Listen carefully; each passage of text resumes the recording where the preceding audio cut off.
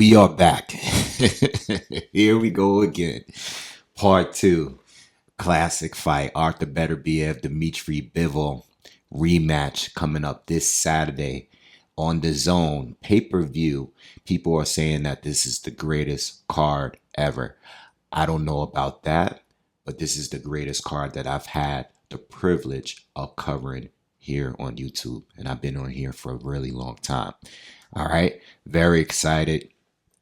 Couldn't wait to start getting these breakdowns done for this week.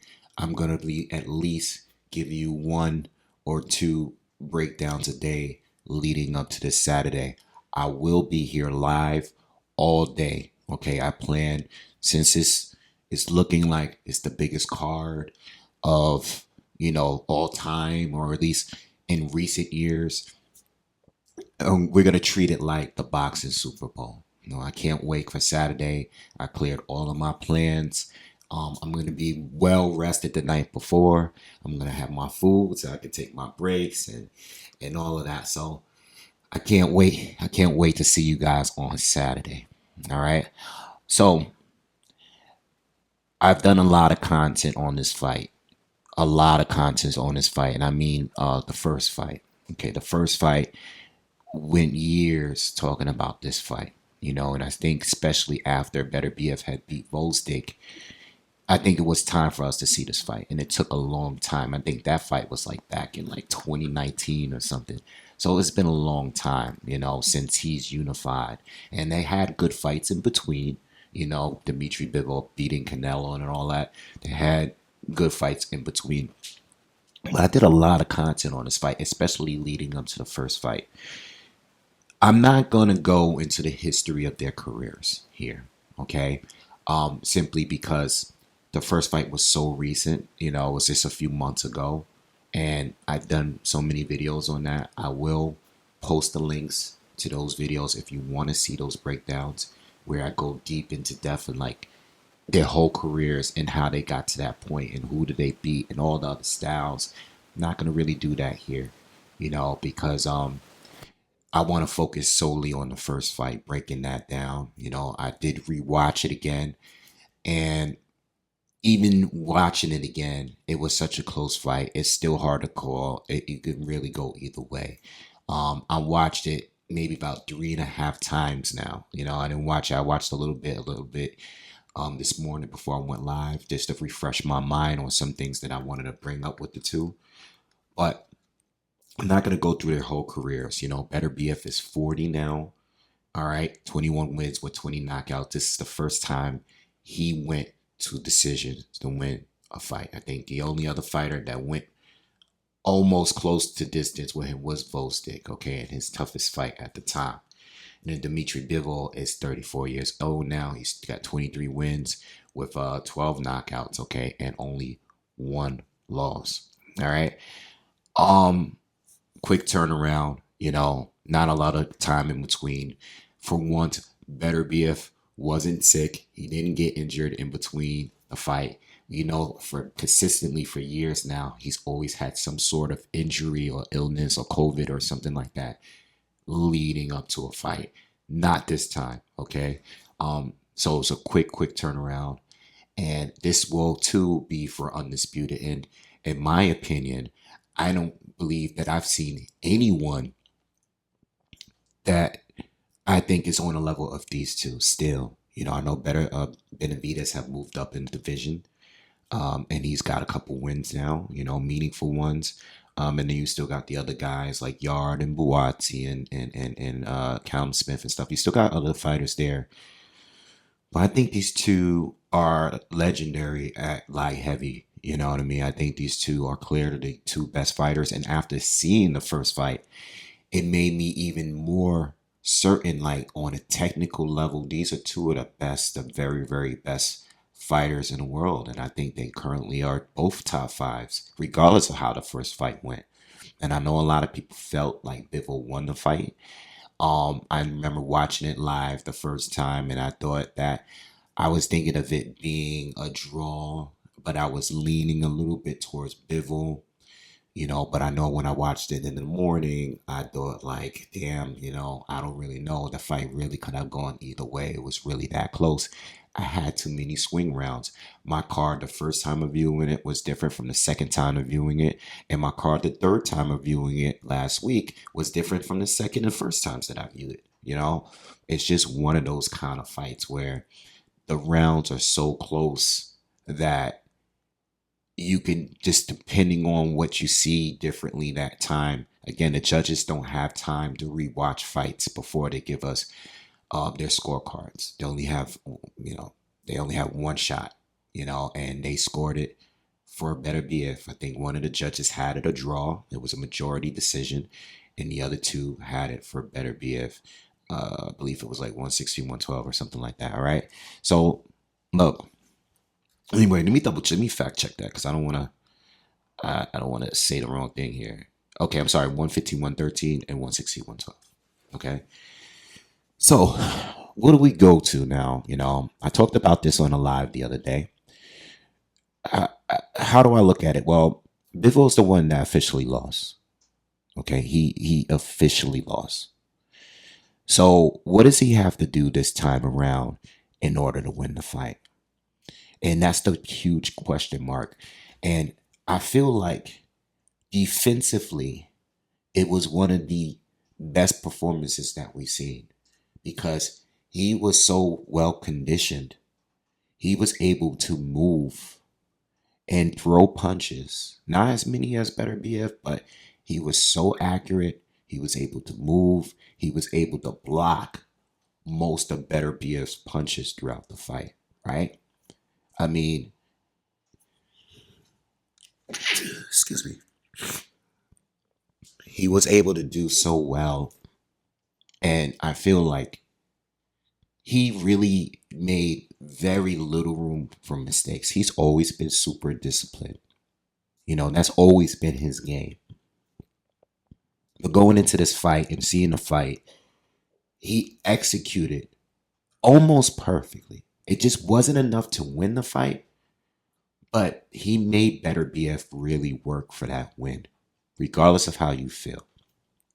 Beterbiev couldn't just run through him and have his way with him like he's had in the past with other opponents. He had to take a lot of punches to get to Bivol. He had to constantly track him down, try to cut him off throughout the whole night. It was a long 12 rounds. And Bivol, yes, he faded a little bit. I wouldn't say maybe after the ninth round, maybe the last 3 rounds. I think Bivol really started to show it was getting to him. Beterbiev tried to close the show, being very aggressive late. But Bivol did an amazing job.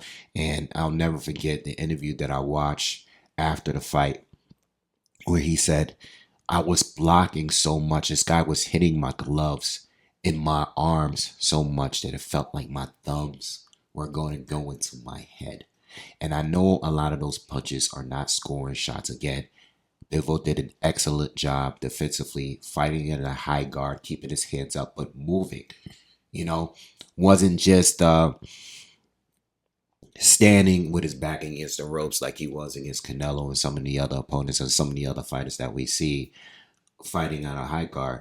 Bivol was very active with it. He was parrying shots. He was moving with it, and he was also throwing a lot of counter jabs with it. So very active high guard, and defensively he did a good job. And even though he took some punches, and you got to give him credit for his durability and his toughness. You have to. How can you not? Because usually when a guy's getting hit in the arms and the shoulders that much, and even to the body, because there was a lot of stab jabs there from Beterbiev, and I think that really paid off towards the end. And I'm sorry, I know I'm like super nasally, and so I apologize about that. But Beterbiev was really, really invested into the body. You know what I mean? He was really jabbing to the body. And for Bivol to still had the conditioning to move like that when he needed to still throw punches, to still counter, and exchange at times.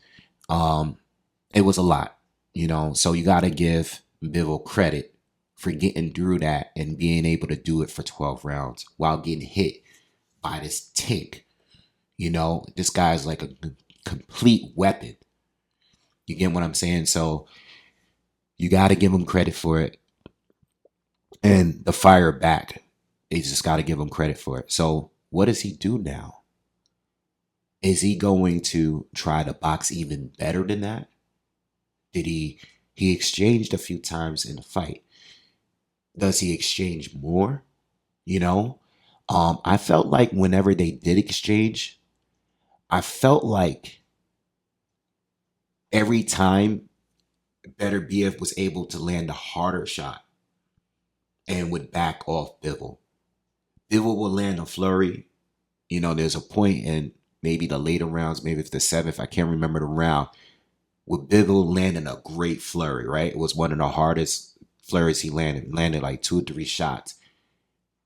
And then Beterbiev fired back, and his landed harder, and it buzzed Bivol, and he had him retreating momentarily.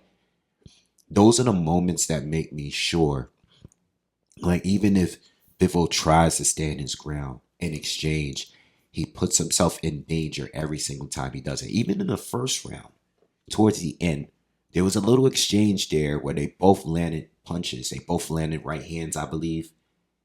And Beterbiev landed harder, or he hit harder, so it was more effective. And it backed Bivol up. You know what I mean? He didn't hurt him.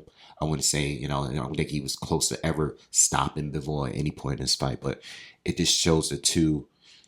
One is just a little bit more durable, and one is just a bit more powerful, and that's Beterbiev. So what does he do? Does he go more on the offense, or does he go more on the defense? And being that Dmitry Bivol has always been a well-disciplined fighter, I would probably lean more in him trying to box better. I know he lost the fight. I know that he feels like he probably has to do more. But feeling the guy's power and telling us that he hit you so hard on your arms that it felt like your thumb and your gloves was going to go in your head. I don't think that's a guy that you want to try to engage with a little bit more. Because if you look at Bivol's fight against Malik Zidan, right? That was a fight right before Beterbiev, right? That was like a tune-up for him. Bivol was a lot more offensive in that fight. You can clearly tell that he was trying to engage a little bit more. The defense wasn't as good. He was throwing, he was sitting. He didn't move much. He was kind of he was engaging with Zidan, and I know Zidan is nowhere near on the level of Beterbiev. But you can tell that he was preparing to go to war. It was unlike some of his other fights. And he got hit a lot in that fight. So it's not like he can't fight that kind of fight. He can be extremely defensive. I think when he steps up, I think he normally is a lot more defensive. I think naturally that's the kind of guy he is. Even if he planned to say, you know what, I want to sit down on my punches a little bit more. I want to stay in the pocket. I don't want to retreat as much. I don't think naturally he can be that way, especially in such a dangerous fight. And even if there's a time in this fight where he feels like that's what he wants to do, because he wants to show the judges that he can win this fight, the first time he gets hit with a shot, he's gonna abandon that. Because this guy hits too hard. We're talking about Artur. He punches way too hard. So when it comes to adjustment, we might get adjustments in this fight that I'm not expecting, but I'm not expecting Bivol to be reckless or be even more offensive, because A, he'll put himself more in danger, and B, he might burn out faster. He got to remember he has to pace himself for 12 rounds, because Beterbiev is going to be coming for your head in the 12th round, if you even go that far. It's like the Volcic guy. Volcic fight was was good. Vosik was doing a great job. But this guy was turning it up even more every round, even more so towards the later rounds. It's going to be hard to beat that guy in the championship rounds, because even at the age of 40, he's still turning it up. So I expect Bivol to box a little better. It was a close fight. If the rounds go a little bit more towards Bivol this time around, you never know. It's going to be 3 different judges. If they give him a couple more rounds, he wins. He wins the fight. Excuse me. So I'm leaning towards the Bivol trying to improve on pacing, a little less exchanging, because a couple of those rounds might have been stolen at those periods where they traded a little bit and he got hit with the harder shot. So I expect him to do the same because it's realistic. Maybe invest in stabbing him to the body a little bit more. All right. He did do that in the first fight. Maybe invest in stabbing him to the body. I mean, counter jabs, we're going to get that from Bivol, jab, jab, jab. He triples up on a jab at times, and one thing about Bivol, he did well. He did a few things well. I want to bring up that Bivol was always waiting for the counter. He knew that Artur wanted to slip and catch him with a right hand. He knew it. He was waiting for it. Every time he threw that jab, this is why he wasn't being predictable. You know how Joe Smith Jr. stepped too close when he threw the jab and Artur was able to slip it and counter it? Went to that fight, by the way. Bivol was cautious every time he threw a jab. Not only that, but if you notice in the fight, being that Bivol was countering jabs with his jab, Beterbiev was trying to throw his jab and counter from Bivol's jab counter, if you get what I'm saying.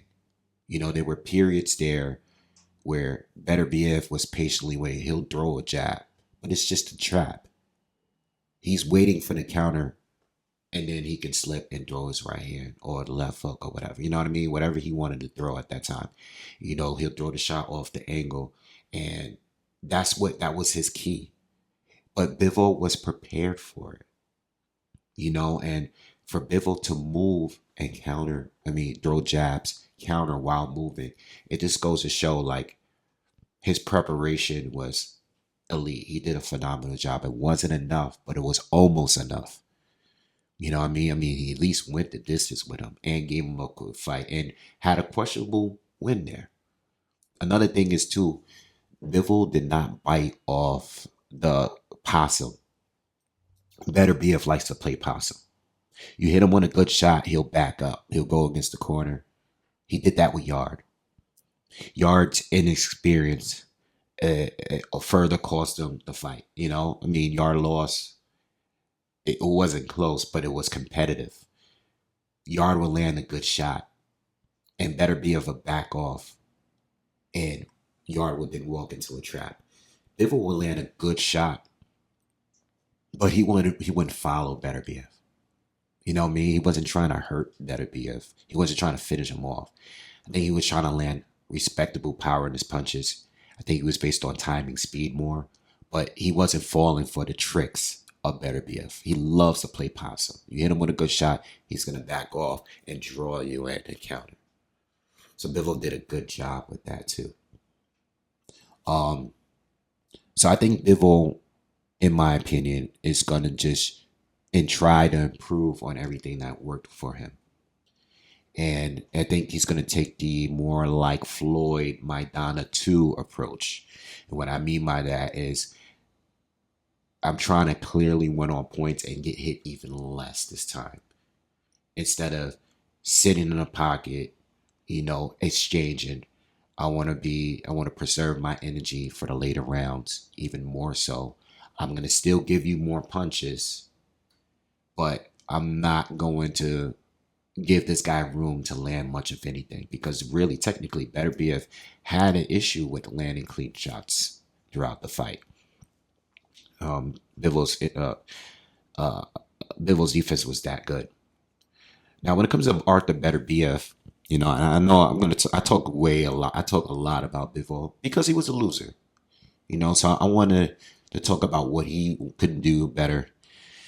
Beterbiev, on the other hand, like I said in my recap video of the first fight, Beterbiev did a great job investing into the body.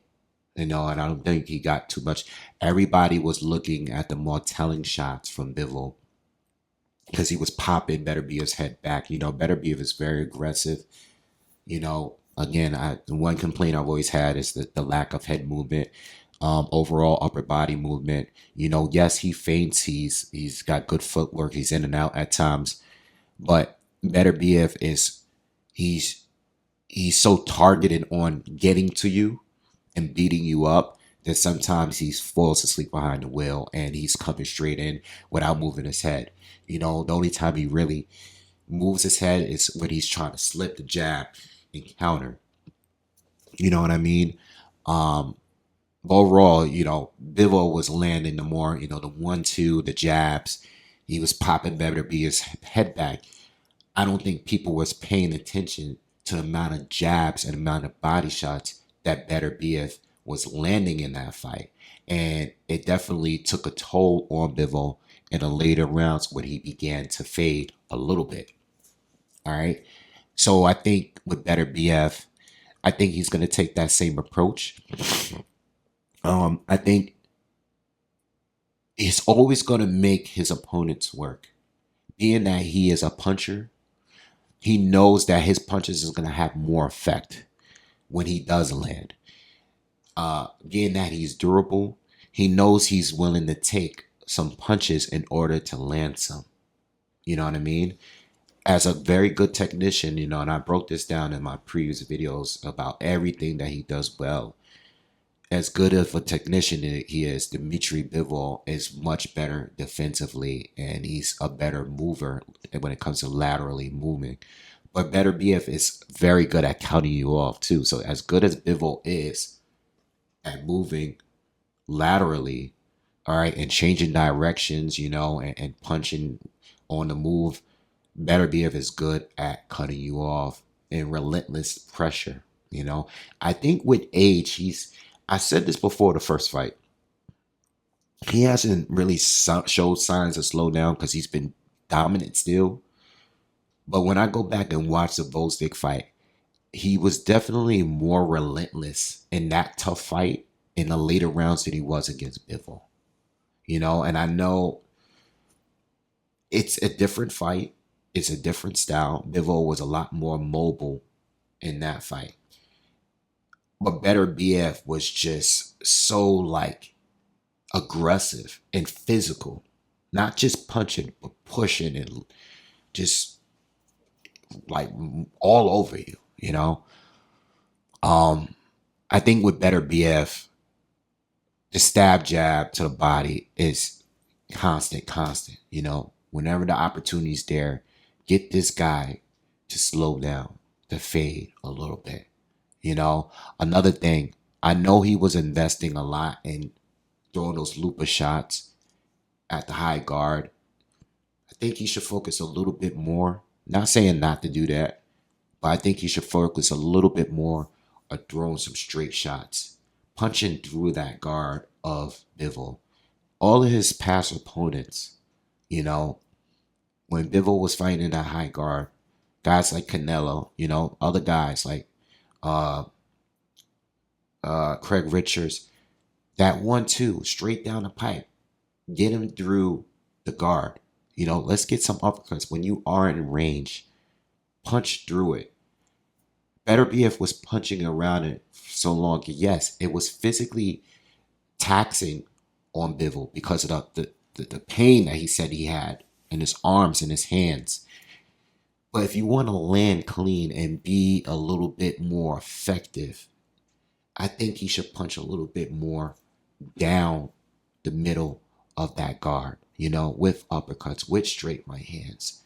You know what I mean? Instead of just 90% of the time, you're doing looping shots, wider shots, around the guard. Because Bivol kept those air muffs so tight, it was hard to really connect to the head with those shots. So I think in some ways, I think Beterbiev, even when you're not throwing so much, keep coming forward.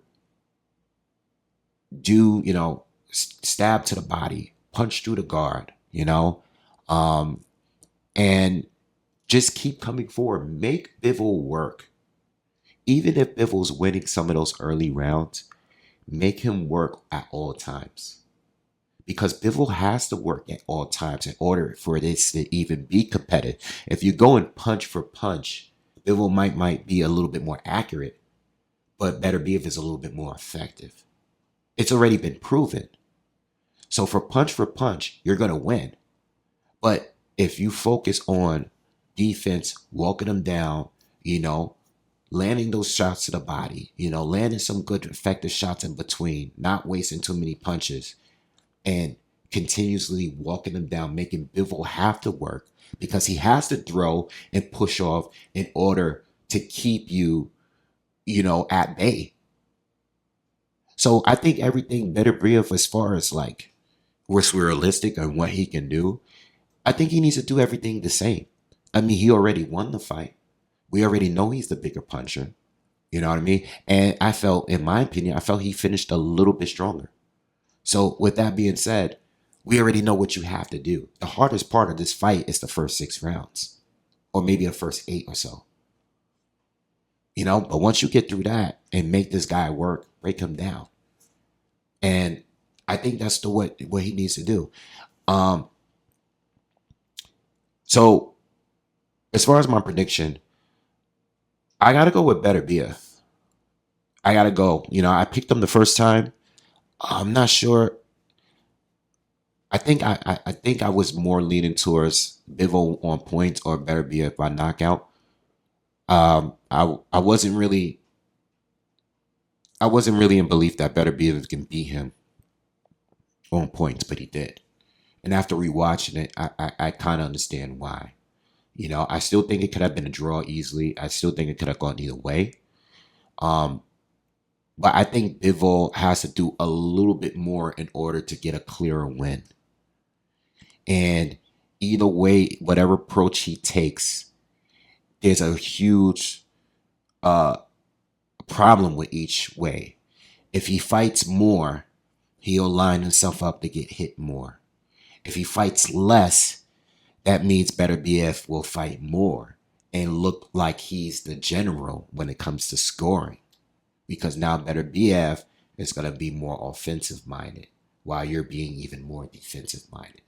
On points, I got Beterbiev. I don't think he's stopping Bivol because Bivol has shown there was no point in that first fight. And even though Beterbiev can improve too, I'm going to lean more towards points this time because I know exactly how he can win, And even if Bivol is a little better, I can't see him improving that much. I think this could be a close fight again. And I think this is another fight where it could possibly be a draw. These close fights, I like to throw a little bit of money on a draw. I don't ever bet heavy on a draw. I like these are the kind of fights where I pick a winner. I don't know if I'm betting on Beterbiev. I got to look at what the odds are. I didn't check before I made this video. I should have. If there's money in there, and I believe he's a slight favorite, but if there's money in there for Beterbiev to win straight up, I might go for that. I might not have pick a decision on knockout. But I think Beterbiev is going to win the fight.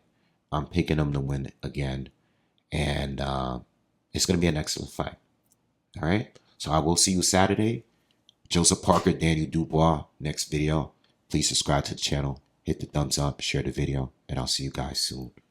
Take care. Peace.